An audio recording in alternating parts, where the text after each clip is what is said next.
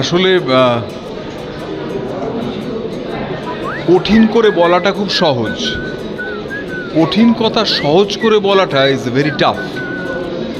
তাই জন্যে প্রথম দিকে এঁতেলরা রামকৃষ্ণকে খুব গেঁয়ো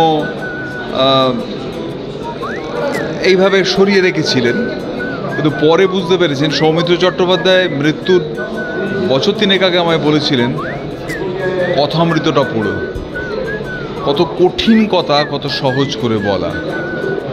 এখন সেইটা হচ্ছে প্রতিভা, যে কত কঠিন কথা সহজ করে বলা। সৌম্যমিত্র যখন রক্তকরবী করেন তখন উনি আমায় নিজে বলেছিলেন যে আমি খুঁজছিলাম যে কিভাবে বলা হবে, যেভাবে এতকাল রবীন্দ্রনাথকে বলা হয়। শিশির কুমার তার নিজস্ব প্রতিভায় বলতেন অনবদ্য, সে আলাদা কথা, কিন্তু বেশিরভাগই একটা অদ্ভুত ললিত ছন্দে, একটা আমায় ক্ষমা চেয়ে নিয়ে বলছে একটু ন্যাকা ন্যাকা করে সব কথাগুলো। কিন্তু কথাগুলো কি তাই? হঠাৎ একদিন উনি একজন রিক্সা চালকের সঙ্গে কথাবার্তা বলতে গিয়ে লাফিয়ে ওঠেন যে এই তো রক্তকরবীর ওই যারা ওই খোদাইগার, তাদের ঠিক এইভাবে হবে সংলাপটা। ফলে কত সহজ রবীন্দ্রনাথ তুলে ধরেছিলেন। আমরা রবীন্দ্রনাথ বলে না, আসলে উনি ব্রাহ্ম, উনি ওই রকম। ফলে তাই জন্য শম্ভুবাবু রক্তকরবীকে ওই রকমভাবে আনতে পেরেছিলেন।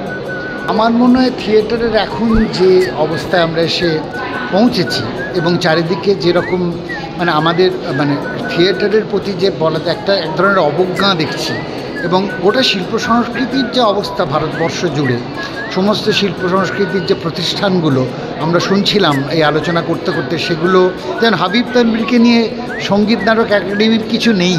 এটা ভাবতেই তো কেমন লাগছে, যে মানুষটি এত বড় আমাদের ভারতীয় থিয়েটারকে একটা নতুন ভাষা দিয়েছেন, নতুন কণ্ঠ দিয়েছেন, নতুন রাজনীতি দিয়েছেন, একদম অন্য রকমের থিয়েটার একটা সৃষ্টি করেছেন। তার সম্বন্ধে ভারতীয় সংস্কৃতি কেন্দ্রগুলো এত অবহেলা।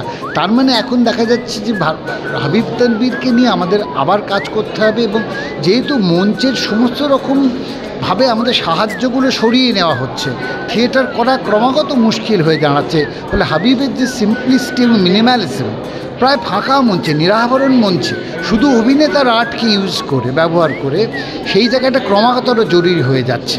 তার রাজনীতি, তার মঞ্চ ব্যবহারের, যেটা আমি বারবার বলছিলাম রবীন্দ্রনাথের ভাষায় চিত্রপট নয়, চিত্তপট, এবং এই চিত্তপটের ব্যাপারটাই বারবার হাবিব তানভীরজি দেখিয়েছেন, যে মঞ্চে কীভাবে কোনো সেট ছাড়াই প্রায় শুধু অভিনেতার শক্তি দিয়ে কি আধুনিক থিয়েটার তৈরি করা যায়, নতুন এস্থেটিক্স তৈরি করা যায়, নতুন ব্যাকরণ তৈরি করা যায়, মানুষকে আনন্দ দেওয়া যায়।